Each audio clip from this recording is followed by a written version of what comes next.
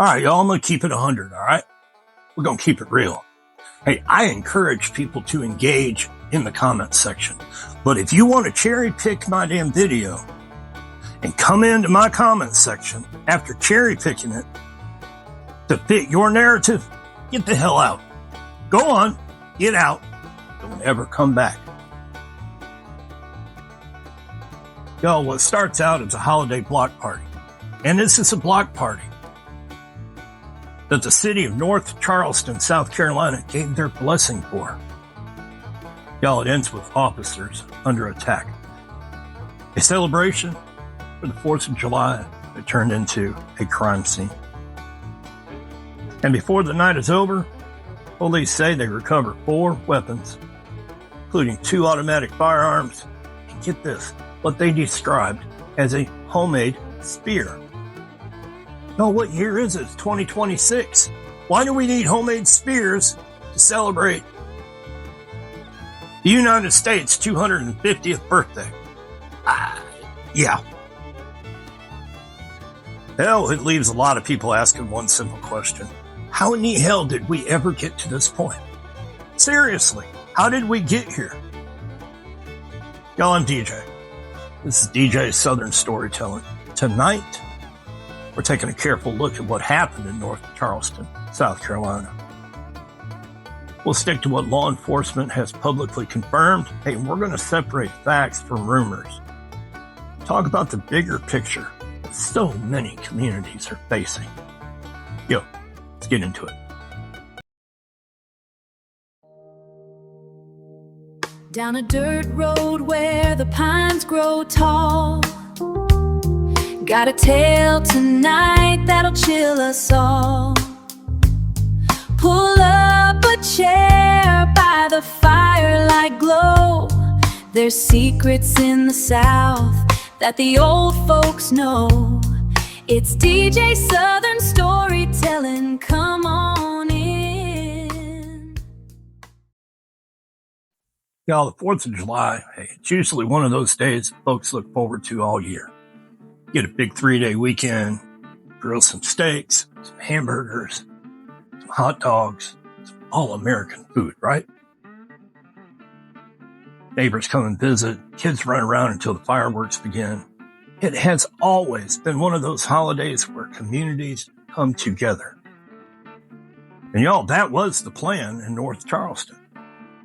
The city-approved block party brought people into the Chicora, Cherokee neighborhood. During the daylight hours, it looked much like countless other holiday gatherings taking place across America. Music filled the air. Food was being shared. Families and friends, they spent good time together. But as the evening went on, the crowd grew. Now, that's not per se unusual for a holiday event. But according to police, the atmosphere began to change after dark. Officers started receiving calls reporting fights in the area. There were also reports that fireworks were being launched toward passing vehicles. And later, additional calls reported possible gunfire nearby. So all of those reports, and it prompted the officers to respond. And like any law enforcement response, the goal was straightforward. Find out what was happening, protect anyone in danger, and restore order as safely as possible. Now, once officers arrived, they encountered a large crowd. Police have said that they began trying to disperse people while addressing the reports they had received. During that effort, the situation became way more chaotic. Videos recorded by people nearby soon appeared online. Those short clips spread rapidly across social media. But investigators have pointed out that any single recording captures only part of a much larger event.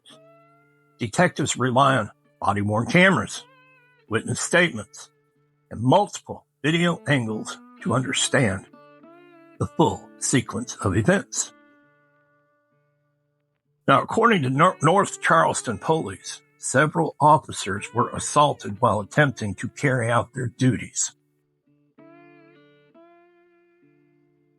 Police have stated that officers were punched, kicked, and struck during the confrontation. Additional law enforcement agencies responded to help restore order, and officers were eventually able to secure the area. Y'all, for the life of me, I don't understand how a holiday gathering can change that quickly.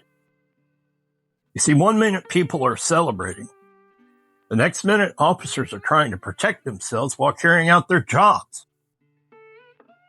No matter where you stand on different issues, I think most people can agree that nobody wants to see a neighborhood celebration end this way. Now, after the crowd was dispersed, investigators began the work that usually receives far less attention than the videos shared online. They documented the scene. They collected evidence, reviewed recordings, interviewed witnesses. And as that work continued, police announced another important detail. According to investigators, officers recovered 4 weapons during the incident.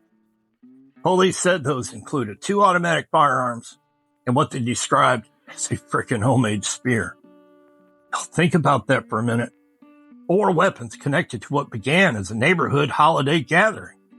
That fact alone tells you just how serious investigators believe the situation had become. Now, y'all, here's something I've been thinking about. When I was growing up, we'd watch that old movie about dangerous children hiding out in the corn. Back then, it was fiction. It was something you watched on TV or at the movies. And when it ended, you knew it wasn't real. Today, feels like communities all over America are facing real violence involving young people. That's my opinion. But it's something that weighs heavily on a lot of folks. And it ain't just one town. And it ain't just one state. Every week it seems like there's another headline, another investigation, another family trying to make sense of what happened. So I asked you, what can be done? Now, I'm aware there's probably not one single answer that fixes everything. Parents matter. Good role models matter. And even the schools matter. Churches matter. Youth programs matter. Neighbors looking out for one another matter. And law enforcement matters. And when crimes are committed, accountability matters. Now, none of those things, and I repeat, none of them, fix this problem overnight. But y'all doing nothing doesn't solve it either. I'd really like to know what y'all think. And again, don't come at me in the comments. Just engage with us, and let's try to figure this out. Give me your opinion. Calmly, nicely, respectful. Now, as investigators continued reviewing video evidence from that night, the picture slowly became clearer. Now, as the neighborhood gradually became quieter, the work itself was only beginning. For the police who had been called to the block party, the immediate goal had been to restore order and keep anyone else from getting hurt. But for detectives, that goal was different. They needed to answer one question. What happened? And y'all, that ain't something investigators decide by watching one video posted online. Because every piece of evidence has to be reviewed. Body cams, cell phones, witness, dispatch logs, radio traffic, officer reports. Each one becomes another piece of the timeline.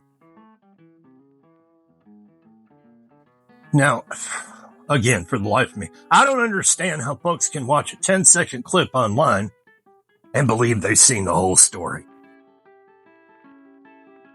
But that happens every day. Somebody cherry picks a clip, puts their narrative spin on it. Y'all, that's something I refuse to do because it doesn't help anything. Real investigations don't work that way. Detectives have to slow everything down. They compare one camera angle with another. They match videos to radio calls. They interview witnesses separately. And only then do they begin putting together a complete picture. Now, according to North Charleston police, the investigation showed that several officers were assaulted while attempting to manage the growing disturbance. Police also confirmed that arrests were made following the incident, with additional cases remaining under review as detectives continued identifying people seen in the videos. Now, that last part is very, very important. An investigation it doesn't stop when the crowd goes home. Sometimes it might take days, sometimes weeks, and sometimes even longer. Modern investigations often rely heavily on digital evidence. Because we all know people, they damn near record everything today. Even their trip to the grocery store. Everything. One person, they may only capture just a few seconds. Another standing 20 feet away may record something completely different out of the same situation. Put those clips together and investigators often gain a much clearer understanding of what exactly happened. Police also appealed to the public for help. If anyone had video or information that could assist detectives, they were being encouraged to come forward, and that's not unusual. Community cooperation can make a real difference, especially during large public events where hundreds of people may have witnessed part of what happened.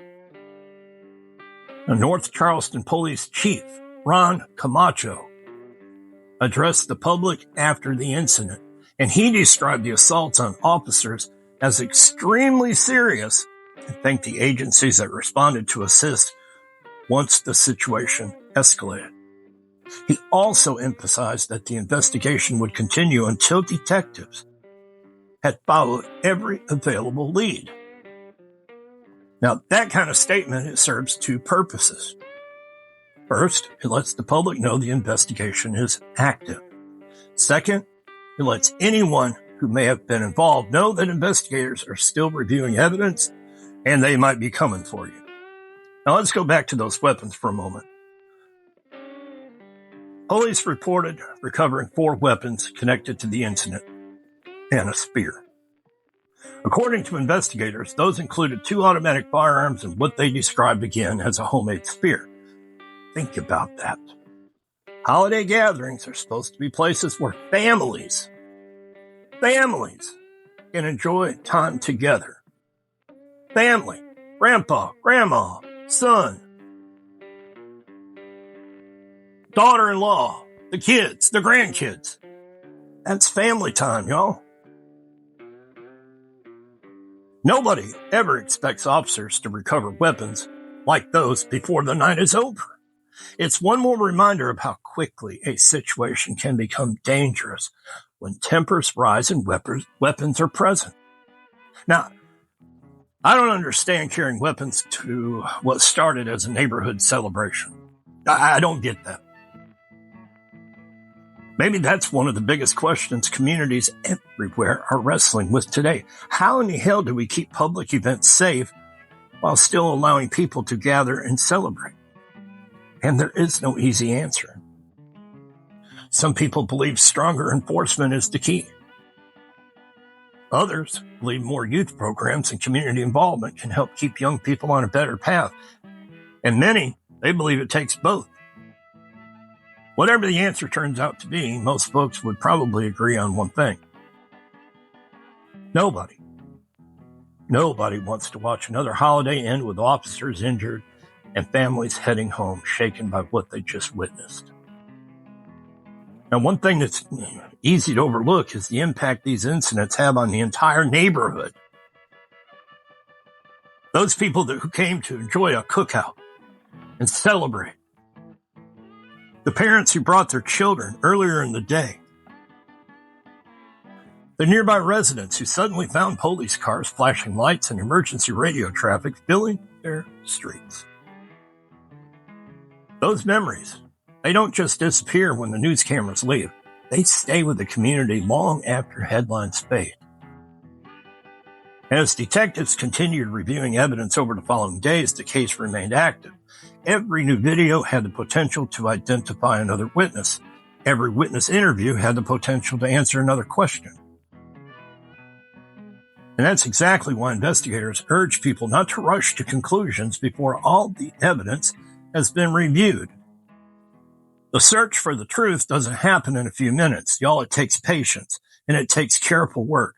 And sometimes it takes the willingness to wait for facts instead of rumors. Y'all, I do not understand why so many people today seem ready to make up their minds before all the facts are known. Y'all, we see it in everything. We see it in everything that goes on today. There's a little video clip, and you've got half the internet already made up their mind.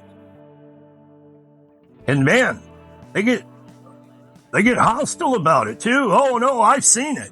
You've seen a piece. We all know a short video can spread around the world in minutes, but a complete investigation can take weeks. And those two things don't move at the same speed by any means. Police have said they will continue reviewing evidence from that night, and if additional evidence supports it, more arrests could follow. That tells you investigators aren't interested in rushing.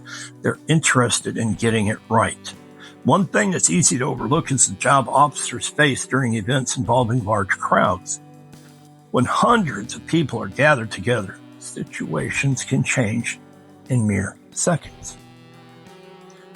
One little disagreement can draw a crowd. One fight can become several. People begin moving in different directions.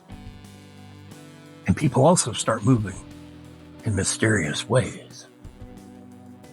Some are trying to leave. Others are just trying to see what's happening. To be that person filming it. To say, hey, I was there. Most of them pull out their phones to record. In the middle of all that, officers are trying to separate people, protect anyone in danger, and bring the situation under control. And it's a very difficult environment for everyone involved. That doesn't mean every decision made during a chaotic event will be perfect. Hell no. But that's one reason incidents like this are reviewed so carefully. Body cams, witness interviews, other evidence help the investigators understand what happened from multiple viewpoints. And the goal is to learn from each event while determining whether crimes were committed. Now let's talk about something bigger than one neighborhood. Because this definitely isn't just a North Charleston story. Communities across the country have faced similar challenges at public gatherings. Whether it's a holiday, a concert, a sporting event, or a neighborhood celebration, large crowds require planning, communication, and cooperation. At most events, they end peacefully. And that's worth remembering. Millions of Americans gather every year to celebrate holidays without trouble. But when things do go wrong, the impact reaches far beyond the people who were standing there that night. Families watching the news wonder if the same thing could happen where they live. Parents begin asking whether public events are still safe. Community leaders start looking for ways to reduce the chances of another incident. Now, I don't understand how we reached a point where stories like this seem to appear every freaking week.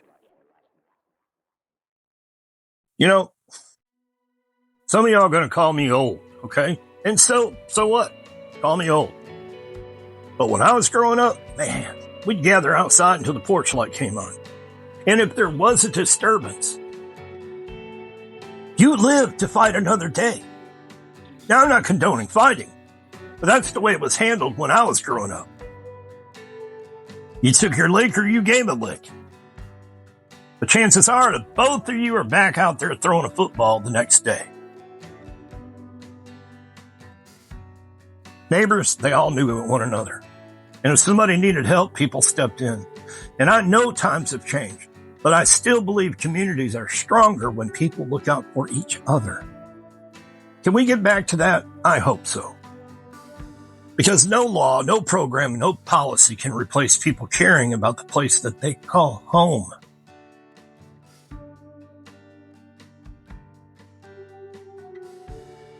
Y'all, because every community deserves to celebrate holidays without having to worry about getting knifed, shot, or any violence, period. So where do we go from here? I don't know. Maybe it starts with parents staying involved. Maybe it starts with coaches, teachers, pastors, and mentors reaching young people before bad decisions become criminal ones. Now, there's one thing that's definitely different today than it was when I was growing up. Because when I was growing up, man, you didn't want mama or daddy to have any idea that you may have gotten into a scuffle. Because whatever lick you took in that scuffle, it was going to be 10 times worse at home. But the world has changed, y'all. That doesn't happen anymore. But y'all, if enough people are willing to do the right thing, small changes can grow into something much bigger. As the investigation continued, detectives kept following the evidence wherever it led. Their responsibility wasn't to satisfy social media. It wasn't to respond to rumors. It was to establish the facts. Y'all, let's take a step back and really look at this story. Because it's way more than just one neighborhood in North Charleston. Y'all, it's a question communities across America continue asking. How do we keep holiday celebrations safe? And I know, and you know, there isn't just one answer. Law enforcement, they have a very important job. Parents, they have a very important job. Schools have an important job. Churches, community groups have an important job. Neighbors have an important job. And every one of us has a responsibility to look out for one another. Now, I don't understand why it sometimes feels like respect has become really, really hard to find in today's world. You know, growing up, people could disagree without everything turning into chaos. That doesn't mean the past was perfect, because it damn sure wasn't. Somewhere along the way, it feels like too many people stop believing that a calm conversation is stronger than anger. Lord knows, I hope we can find our way back. I really, really do. Because every police officer deserves to go home safely after a shift. Every family deserves to enjoy a holiday without fear. And every neighborhood deserves the chance to celebrate without becoming the next headline. And one detail from this case keeps coming back to my mind. The 4 weapons and the homemade spear. Y'all, that's something that none of us should ever feel comfortable hearing. Ever. And I really feel like that's what today's society is becoming. We're becoming immune to violence. And we're comfortable with it. It's got to stop.